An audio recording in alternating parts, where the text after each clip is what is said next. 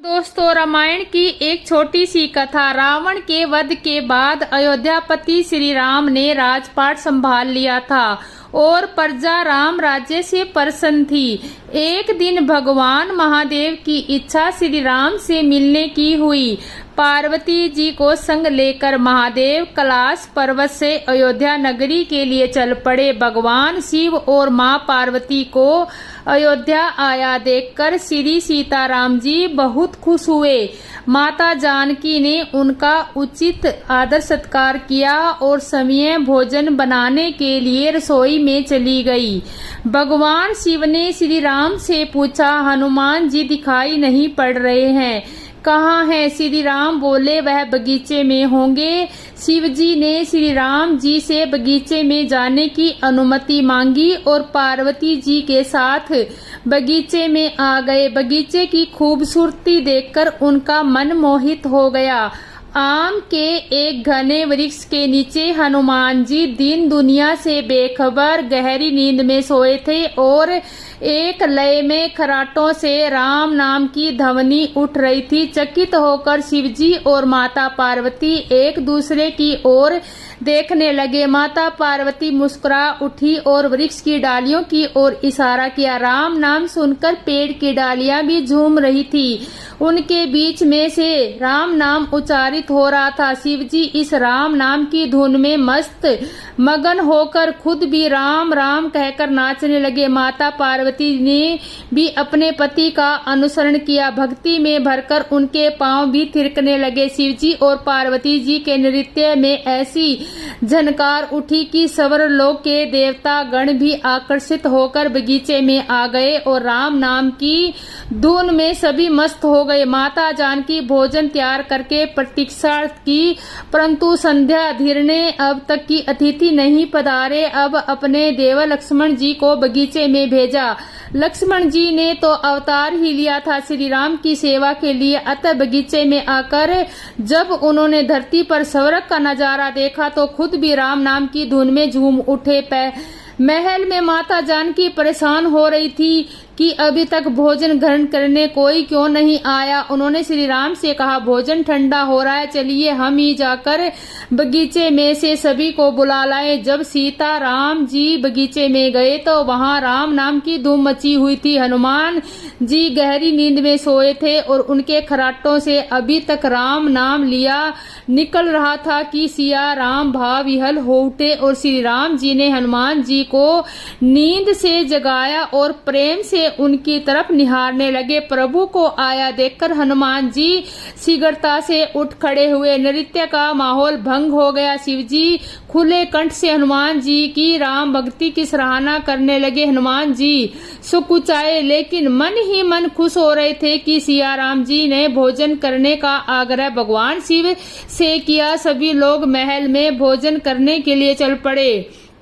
माता जानकी भोजन परोसने लगी। हनुमान जी को भी श्री राम ने पंक्ति में बैठने का आदेश दिया। हनुमान जी बैठ तो गए, परंतु आदत ऐसी थी कि श्री राम के भोजन के उपरांत ही सभी भोजन करते थे। आज श्री राम के आदेश से पहले भोजन करना पड़ रहा था। माता जानकी हनुमान जी को भोजन परोसती जा रही थी, पर हनुमान का पेट नहीं भर रहा था। कुछ समय तक तो उन्हें भोजन परोसती रही, फिर समझ गई इस तरह से हनुमान जी का पेट नहीं भरने वाला। उन्होंने तुलसी के एक पत्ते पर राम नाम लिखा और भोजन के साथ हनुमान जी को परोस दिया।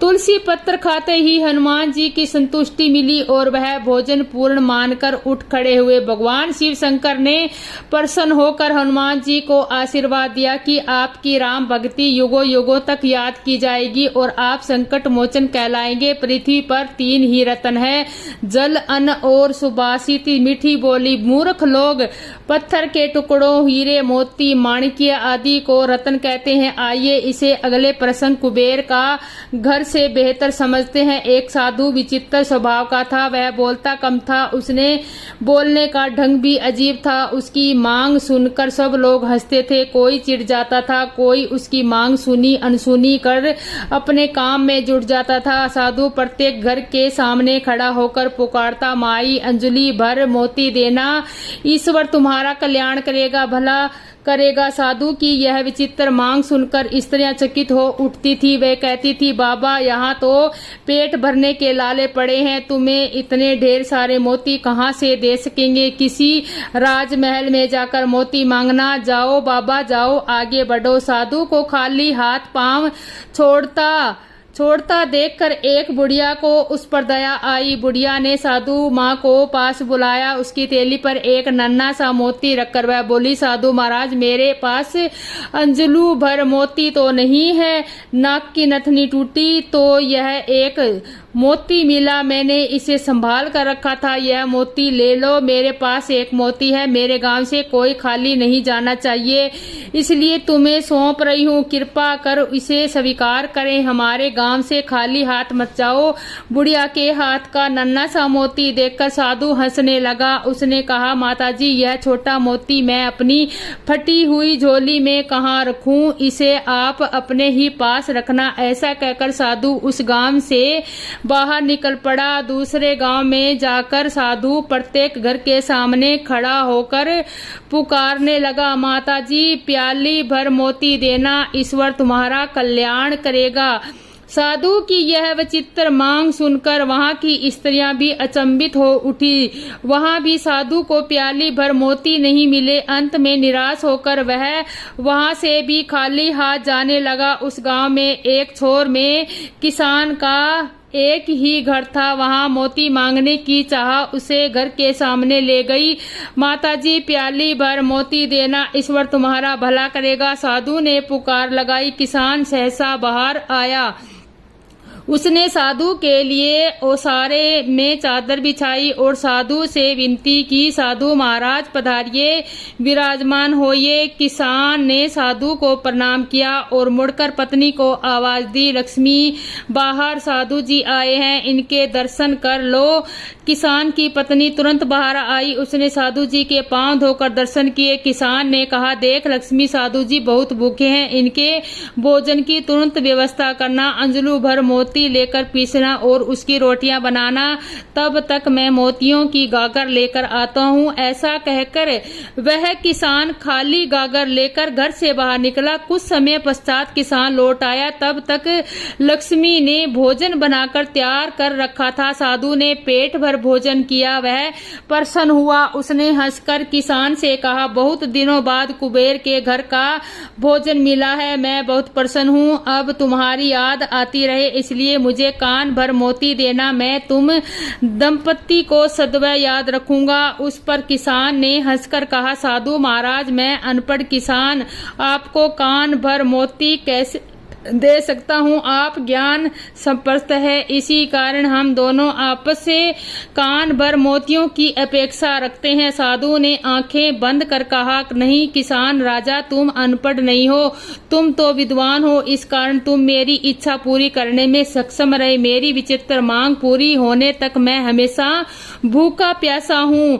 जब तुम जैसा कोई कुबेर भंडारी मिल जाता है तो मैं पेट भरकर भोजन कर लेता हूँ। साधु ने किसान की ओर देखा और कहा, जो फसल के दानों, पानी की बूंदों और उपदेश के शब्दों को मोती समझता है, वही मेरी दृष्टि से सच्चा कुबेर का घर है। मैं वहां पेट भरकर भोजन करता हूँ, फिर वह भोजन दाल रोटी हो या चटनी रोटी, प्रसन्नता का नमक उसमें स्वाद भर देता है। जहां आदित्य का वास है वहां मुझे भोजन अवश्य मिल जाता है।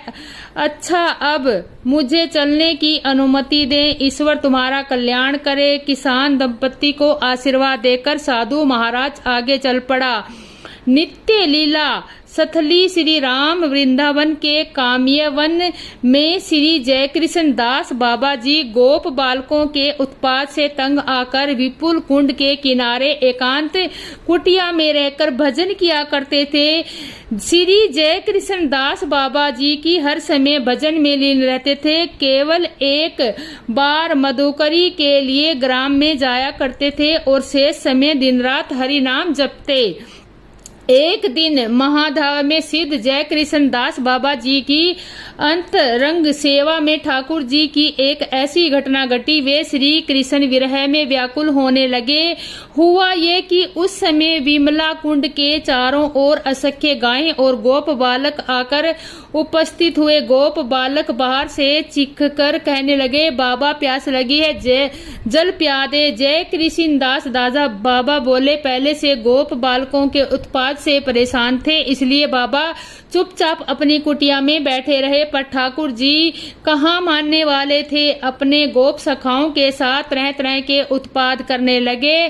कुटिया के दरवाजे के पास आकर बोले, अरे ओ बंगाली बाबा, हमें जाने है तू कहाँ भजन करे है। दयाहीन बाबा एक कसाई के बराबर होए।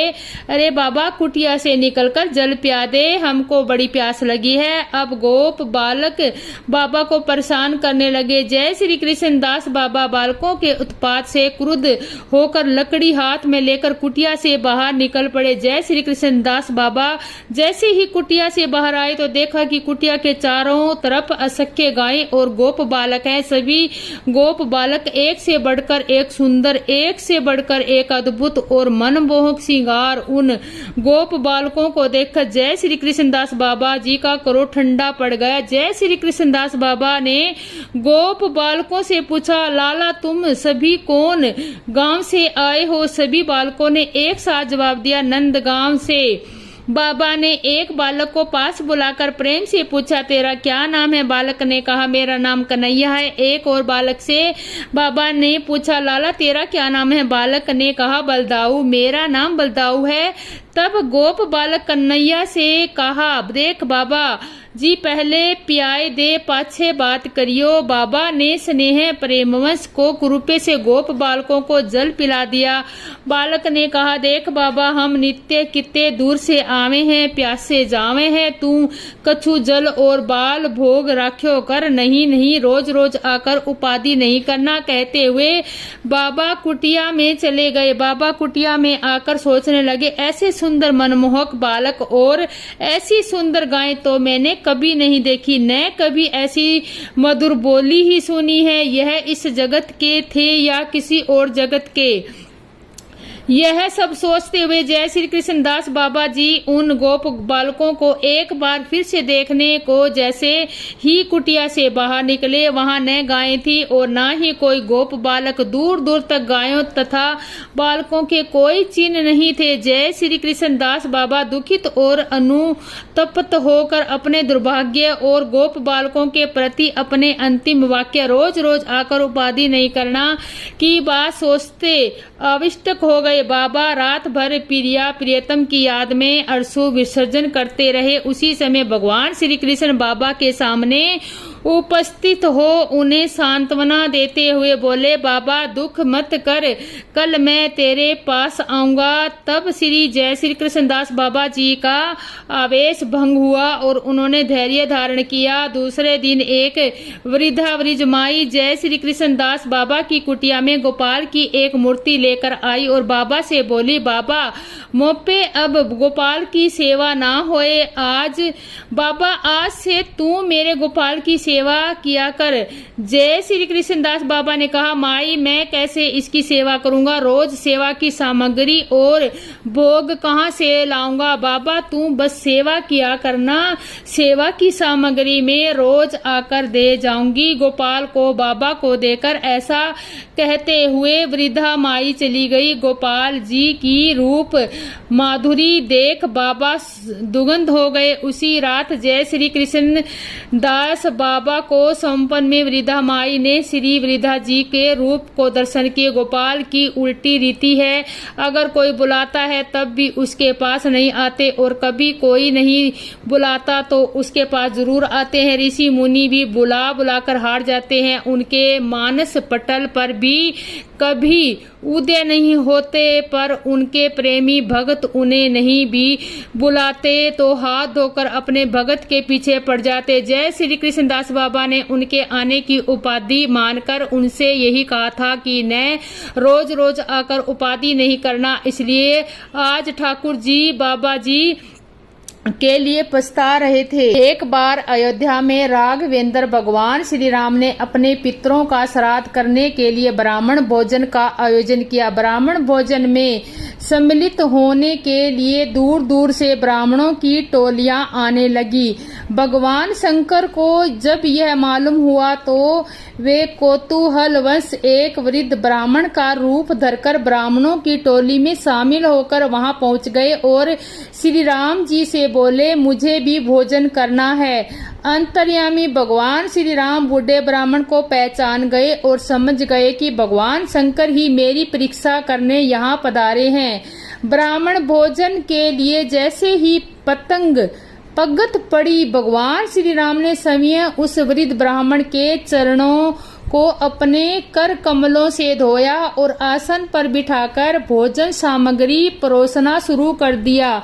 छोटे भाई लक्ष्मण जी भगवान शंकर जी को भी वस्तु परोसते। शंकर जी उसे एक ही ग्रास में खत्म कर देते। उनकी पत्तल पर कोई सामान बचता ही नहीं था। सभी परोसने वाले उस बूढ़े ब्राह्मण की पत्तल में सामग्री भरने में लग गए, पर पत्तल तो खाली की खाली ही नजर आती। श्री राम जी मन ही मन मुस्कुराते हुए शंकर जी की ये लीला देख रहे थे। भोजन समाप्त होते देख महल में चिंता होने लग गई।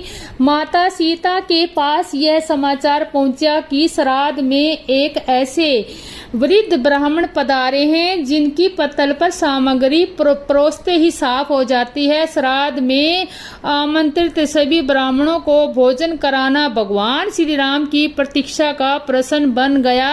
माता सीता भी चिंतित होने लगी। जब बनाया गया सारा भोजन समाप्त हो गया, फिर भी शंकर जी तृप्त नहीं हुए तो श्री राम ने माता अन्नपूर्णा का समर्पण कर उनका आह्वान किया। सभी परोसने वाले व्यक्ति वहां से हटा दिए गए।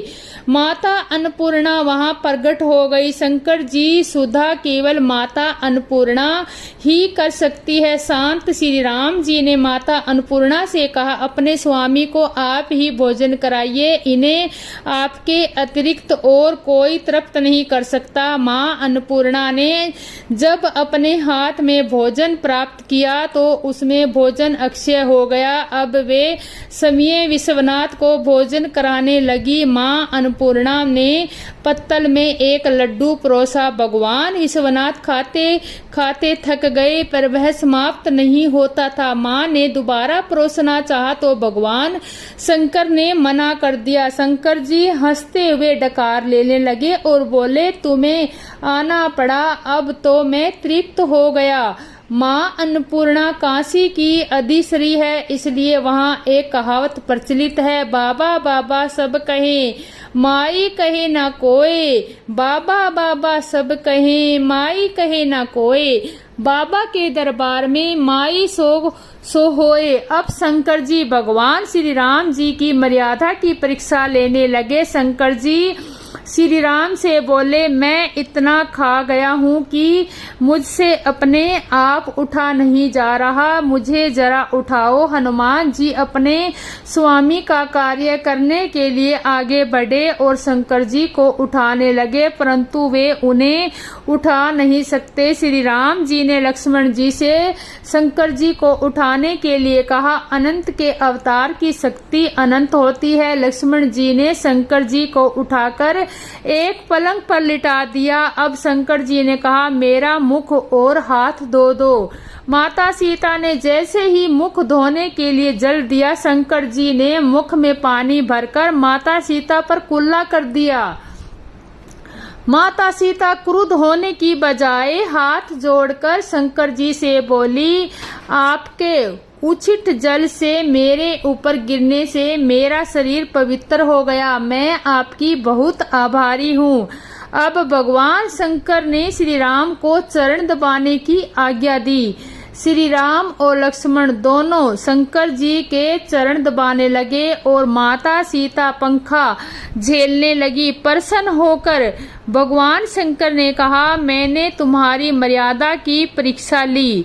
जिससे तुम सफल रहे। तुम्हारी जो इच्छा हो मुझसे मांग लो। श्री राम ने कहा, यद्यपि आपके पास जो चीजें हैं, विष का भोजन, विषधर सर्प, गजचरम, बूढ़ा बैल, भूत प्रेत पिशाच, वे हमारे किसी काम के नहीं है। इसलिए आप अपने चरणों की भक्ति दें और मेरी सभा में कथा सुनाया करें। तब से शंकर जी राम सभा के कथावाचक बन गए और पूर्व कल्पों की कथाएं सुनाया करते थे। भरत ऋषि सवाए भपू मनु बसी श्रृग वेदेव के पुत्र थे। इनके नाम से ही आर्यावर्त का नाम भारत नाम पड़ा। इन्होंने शासन करने के बाद राजपट पुत्रों को सौंपकर वानर प्रस्थ आश्रम ग्रहण किया था। भगवान की भक्ति में जीवन बिताने लगे। सालग्राम तीर्थ में तप करने के दौरान इन्होंने नदी में बह रहे एक हिरण के बच्चे की रक्षा की थी। उसी मृग की चिंता करते हुए उसकी मौत भी हुई थी। इसी कारण इनका अगला जन्म जम्बू मार्ग में एक हिरण के रूप में हुआ, लेकिन इनकी स्मृतियां बनी रही। इसी कारण हिरण के जन्म में भी ये भगवान के ध्यान में लीन रहते हैं। हिरण की मृत्यु के बाद इनका अगला जन्म एक ब्राह्मण परिवार में हुआ था। इन्हें अपने पूर्व जन्म की सारी स्मृतियां थी। अब इन्होंने समझ लिया था कि आस्तिक ही दुखों का कारण है। इस कारण ये आस्तिक के नाश के लिए प्रयास रहते हैं। जन्म के साथ ही जड़ की तरह रहने लगे। इन्हें मूर्ख समझने लगे, लेकिन ये मोक्ष प्राप्ति के लिए ऐसा कर रहे थे। जो जड़ भरत के पिता उन्हें एक विद्वान के रूप में देखना चाहते थे, लेकिन जड़ भरत एक श्लोक भी याद नहीं करना चाहते थे। बाद में इनके माता पिता की मृत्यु हो गई। इनके बाद इनके भाई और भाभियां इन्हें काफी बुरा बर्ताव करने लगे।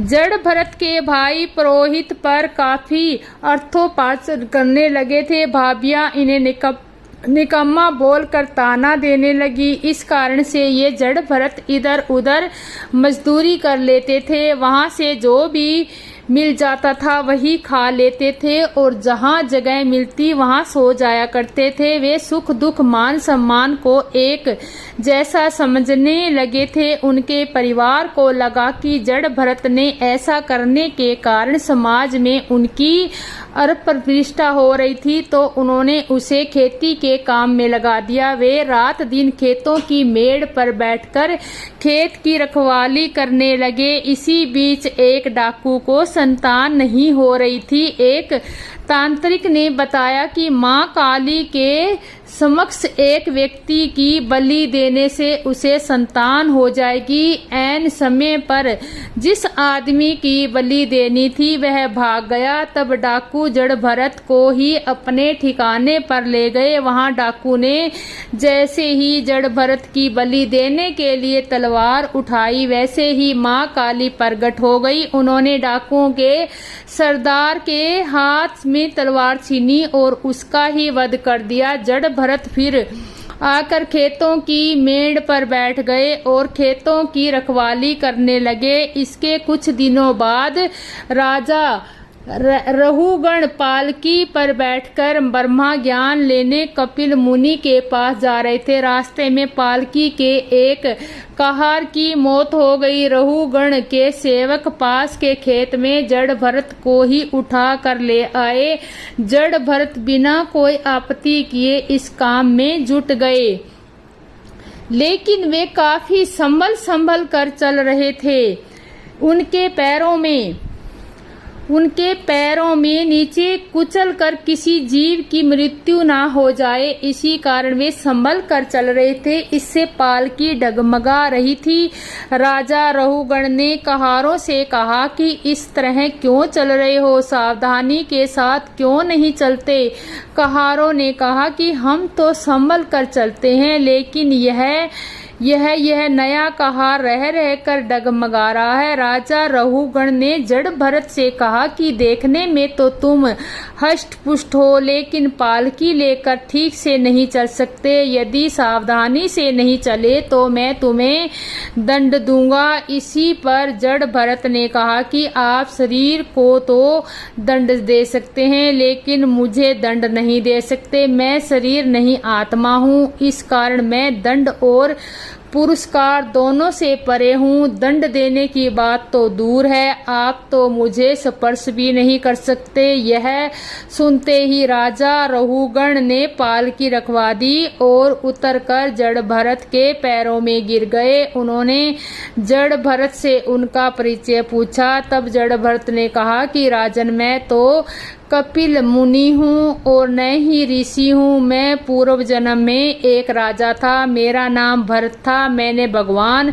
श्री हरि के प्रेम और भक्ति में घर द्वार छोड़ दिया था। मैं हरिहर क्षेत्र में जाकर रहने लगा, किंतु एक मृग शिशु के मोह में फंसकर मैं भगवान को भी भूल गया। मृग शिशु का ध्यान करते हुए जब शरीर त्याग दिया तो मृग का शरीर प्राप्त हुआ। मृग का शरीर प्राप्त होने पर भी भगवान की अनुपमा से मेरा पूर्व जन्म का ज्ञान बना रहा। मैं यह सोचकर बड़ा दुखी हुआ कि मैंने कितनी अज्ञानता की है। एक मिर्गी के बच्चे के मोह में फंसकर मैंने भगवान श्री हरि को भुला दिया था। राजन, जब मैंने मृग शरीर का त्याग किया तो मुझे यह ब्राह्मण शरीर प्राप्त हुआ। ब्राह्मण का शरीर प्राप्त होने पर भी मेरा पूर्व जन्म का ज्ञान बना रहा। मैं यह सोचकर कि मेरा यह जन्म व्यर्थ ना चला जाए, अपने को छिपाए हुए मैं दिन रात परमात्मा रूपी आत्मा में लीन रहता हूँ। मुझे शरीर का ध्यान बिल्कुल भी नहीं रहता। राजन, इस जगत में न कोई राजा है, न प्रजा, न कोई अमीर है, न कोई गरीब, न कोई कृष्णकाय है, न कोई स्थूलकाय, न कोई पुरुष, कोई मनुष्य है, न कोई पशु। सब आत्मा ही आत्मा है। इस जगत में सब ब्रह्मा ही ब्रह्मा है। राजन, मनुष्य को ब्रह्मा की प्राप्ति के लिए प्रयत्न करना चाहिए। यही मानव जीवन की सार्थकता है, यही श्रेष्ठ ज्ञान है और यही